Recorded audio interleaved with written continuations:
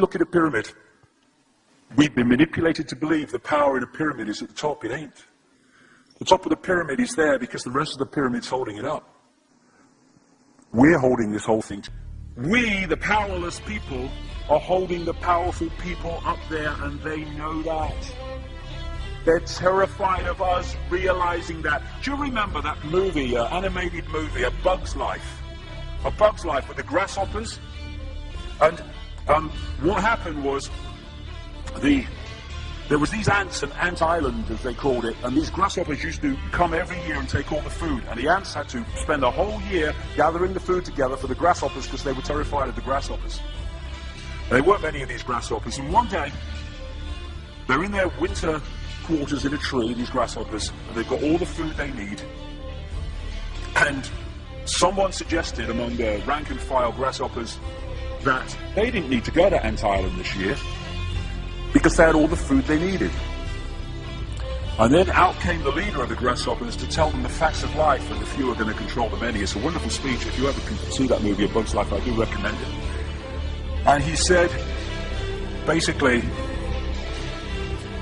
they outnumber us 100 to 1. And if ever they figure that out, there goes our way of life. So we have to keep the pressure on, basically. We have to keep them working, so they don't figure out where the real power is. And that's why this network of manipulation works so hard to keep us in these states.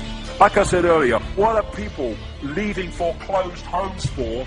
Foreclosed by banks that have caused the unemployment that lead to them having to leave their homes. Stay there, refuse to leave, make it difficult for them. Expose them for what they are. We make it so easy, the non-compliance. No longer will we just do it because we're told to do it. Is it just? Is it right? Okay, I'll do it. Is it unjust? Is it not right? I ain't doing it. We start to make the decisions on what we will and will not do based on our values and not some imposition from the dark suits. These people are gonna give me, grant me, or grant me not my freedom. I'm all that is. You can't grant me freedom. No one can grant me freedom. I am freedom. It's what I am.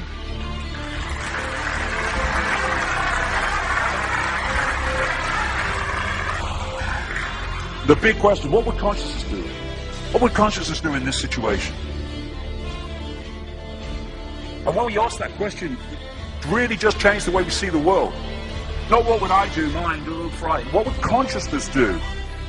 You know, this is a great line. If it's not right, don't do it. If it's not true, don't say it. And what would transform this world overnight is if we started doing what we knew to be right in the situations we face, instead of what we think is right for us in the moment. Not what are the consequences for me, or what's the best thing for me, how do I get the best deal out of this? What is right? What is just in this situation? If we started making decisions based on that, the world would transform overnight. These are very simple things. If we want a world of peace, then we need to be peaceful. We don't need to fight for it. We just need to be peaceful, and we'll bring that about. If we want a world of kindness, we need to be kind, and then it will naturally unfold.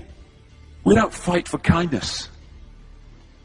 As Martin Luther King said, it's a wonderful saying, piece of oratory. Cowardice asks the question, is it safe? Expediency asks the question, is it politic? Vanity asks the question, is it popular?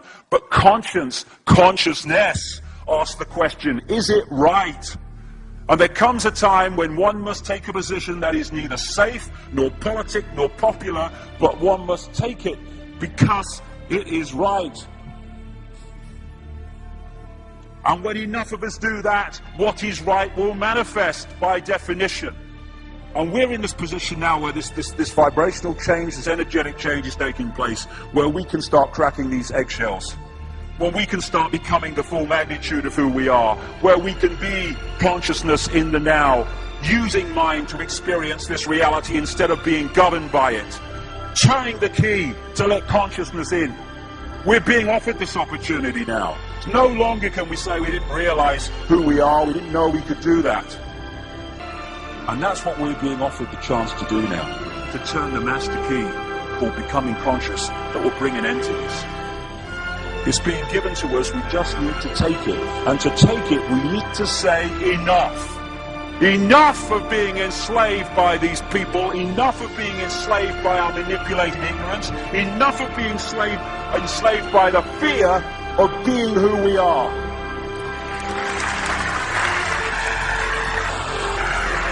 Enough! It is time to fly. It is time to fly. Thank you very much.